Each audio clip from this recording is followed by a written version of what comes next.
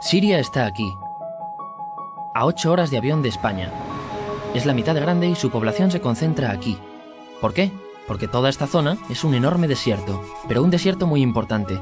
Tiene 1/3 de las reservas de petróleo del mundo y también de gas natural. Según algunos, el nuevo petróleo. Para sacarlo de aquí y llevarlo a Europa, hay que rodear toda esta península y salir por el canal de Suez. Como te puedes imaginar, aquí te cobran. Pero hay otra manera más fácil, la línea recta.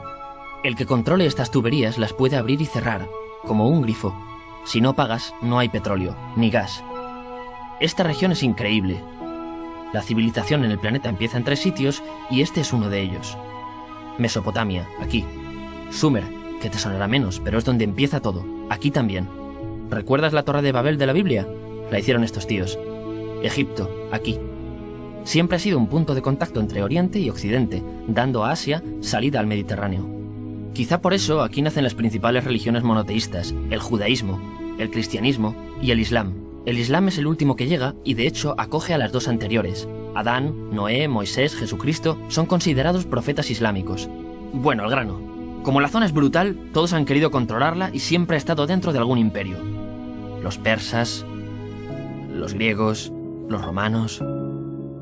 El imperio romano termina partiéndose en 2 y finalmente solo sobrevive esto. Ahora es cuando la última religión monoteísta, el Islam, construye su propio imperio. ¿Te acuerdas de las cruzadas? Bueno, pues son los europeos cristianos intentando recuperar esta zona de la que estamos hablando. Los últimos en llegar son los turcos, que ojo, no vienen de Turquía, sino de muy lejos en Asia, junto con Gengis Khan. Lo conquistan todo y fundan el Imperio Otomano. El Imperio Otomano se queda ahí hasta la Primera Guerra Mundial. 600 años. Cuando acaba la Primera Guerra Mundial, aparecen pequeños países donde antes estaba el Imperio Otomano. Y por primera vez vemos a Siria en un mapa. Hasta ahora la habíamos dibujado para no perdernos. ¿Y quién se inventa estos países?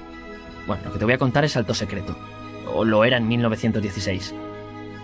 Este súper secreto se llama Acuerdo de Sykes-Picot.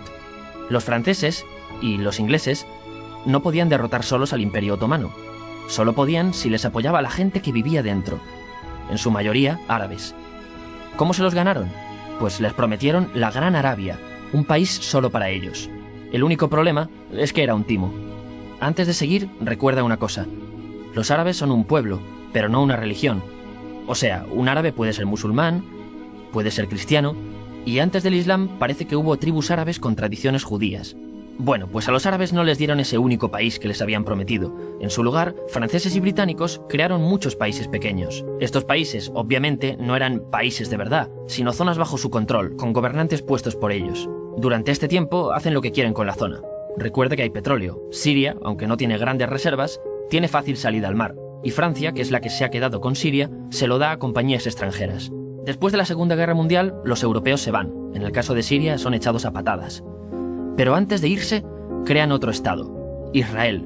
No es el momento de hablar de ello, pero es un estado muy polémico que sus vecinos no reconocen. La prueba es que nada más irse los británicos, todos estos estados lo atacan. La zona, a partir de ahora, va a ser una bomba de relojería. Y mientras, ¿qué pasa en Siria? Bueno, pues no es muy estable. Tiene golpes de estado constantes. En esa época, aparece en Siria una ideología que se hace con el control y se expande por el mundo árabe, el Ba'ath. Esta ideología mezcla el antiguo sueño de una sola nación árabe con ideas socialistas. Y algo muy importante, es laica, o sea que no es religiosa. Siria se llega a unir con Egipto, un país con el que no tiene frontera. Pero no es algo raro, muchos de estos países intentan hacerlo también. Como recordarás, a esta gente se le había prometido un solo país y las ganas las seguían teniendo. Pero la unión falla.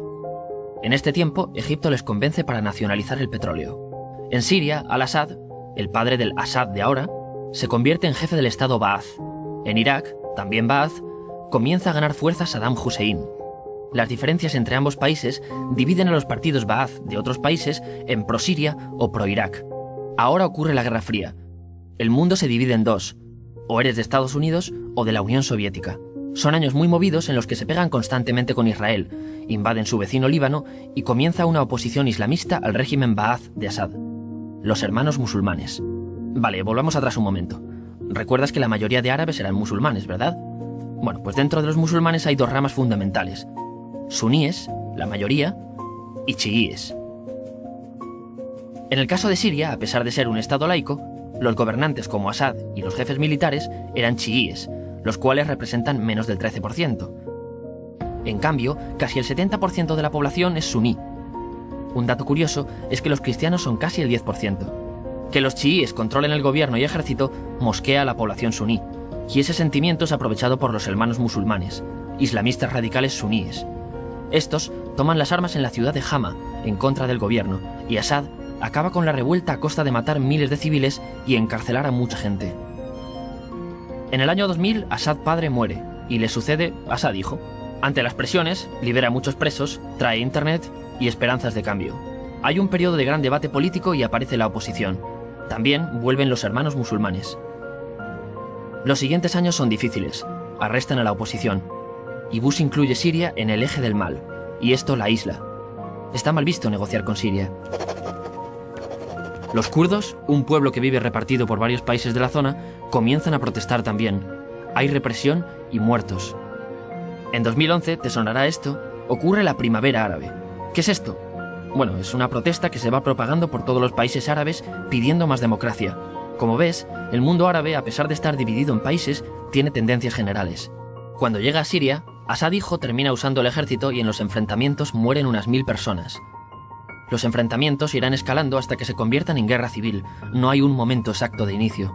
Lo importante es que hoy en día hay numerosas facciones en juego. Vamos a verlas.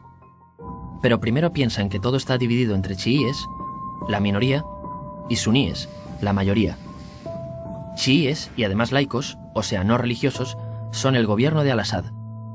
Controla todo esto, que si recuerdas son básicamente las zonas chiíes del país, y está enfrentado al resto.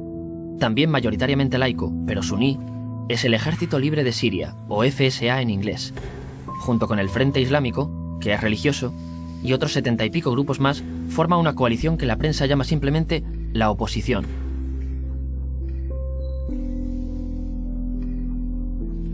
También suníes e islamistas, pero radicales, son Al-Nusra, llamados Al-Qaeda en Siria porque son básicamente eso, Al-Qaeda en Siria. Otros islamistas radicales son el ISIS o Estado Islámico.